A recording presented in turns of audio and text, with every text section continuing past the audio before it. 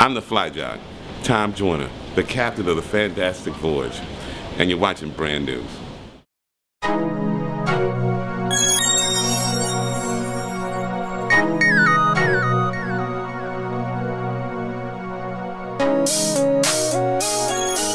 Hello and welcome to this week's B&Z World Report. I am your host, Angela Ray, where we will discuss global topics and events from around the world. Yes, I said that I am the World Report host. Mr. Christopher Clay Martin has been sitting in for me for quite some time.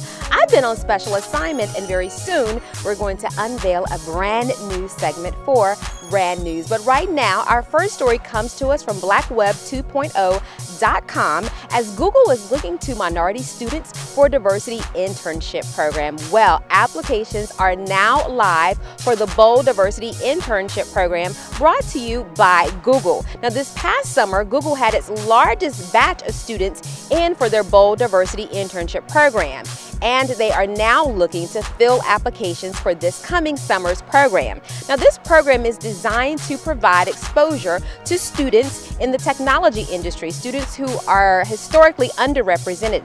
And as indicated in studies past and present, the largest group of underrepresented students are African Americans. So sophomores and juniors, if you're interested in getting more information, please visit the News to Know section of brandnews.com. Now, right now, we're going to go to George Burns for our Team B&Z report as he talks to people for the Occupy Florida movement. And when we come back, I'll be on location in Durham, North Carolina.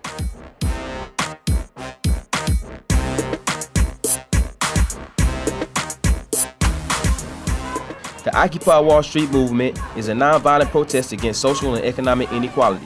While it started in New York, it recently made its way to Tallahassee, where protesters have been voicing their opinions regarding the top 1% and the influence of government policies. I mean, we're out here occupying basically the Capitol. What we're trying to do is raise awareness in the community as well as amongst the passersby. You know, there's a big game today, and we're just trying to bring attention to the issues that we have the greatest problems with. Among those issues are corporate greed and the way that the corporations have been able to buy themselves into our corporate system.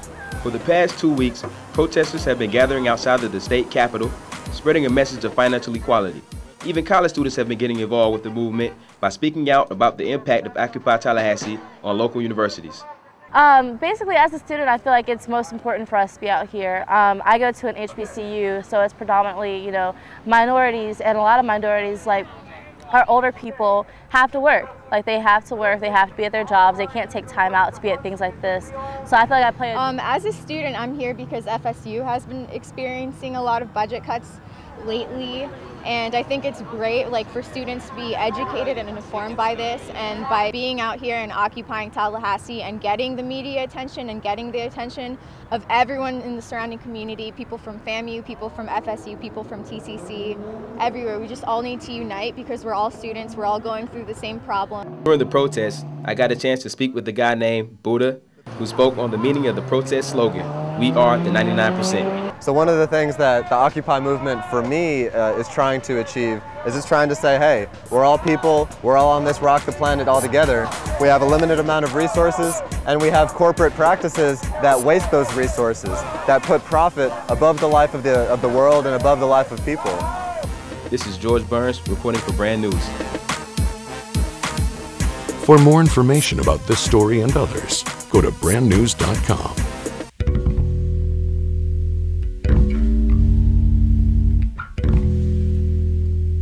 Occupy Wall Street has received a lot of attention, not just around the United States, but around the world. And I'm on location in downtown Durham, North Carolina, with members of the Occupy Durham movement. Now, Yolanda, could you tell us why you decided to become a participant in Occupy Durham?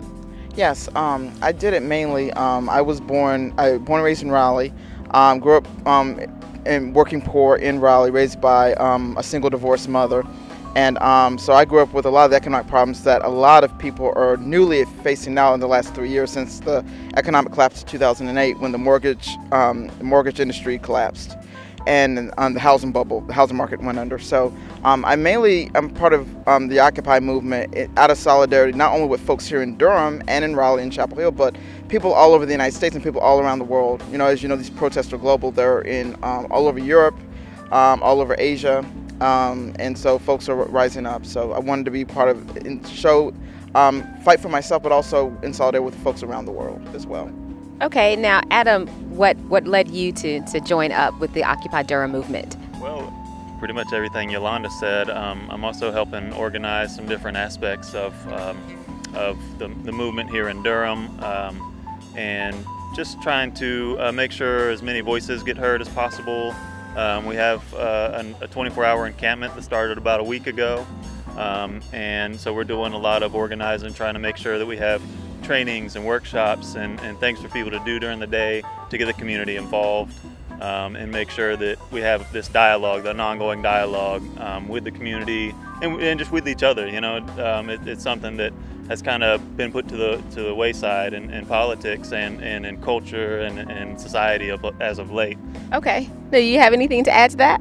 Yeah, I spend a lot of time around the lower half of Durham, that I would refer to it as. I teach at the library, and a lot of my time is spent around people who actually live at the shelter.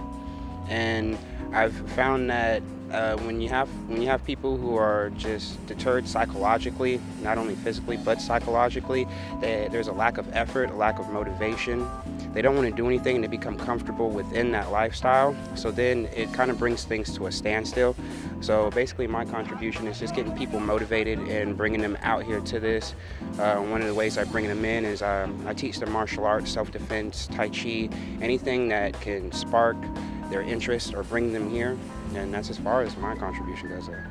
Mr. Tai Chi guy. Wow. Now, if you would like to learn more about the Occupy Wall Street movement, you can visit the website Occupy Wall Street. That's occupywallst.org. And our final story comes to us from Black Web 2.0, and it reads, 35% of blacks watch TV online, while 13% are considering canceling cable. Well, as African Americans continue to bridge the disparity gap between broadband access and usage, we're witnessing a number of trends that show that not only are they beginning to adopt technology, they're actually beginning to dominate in usage.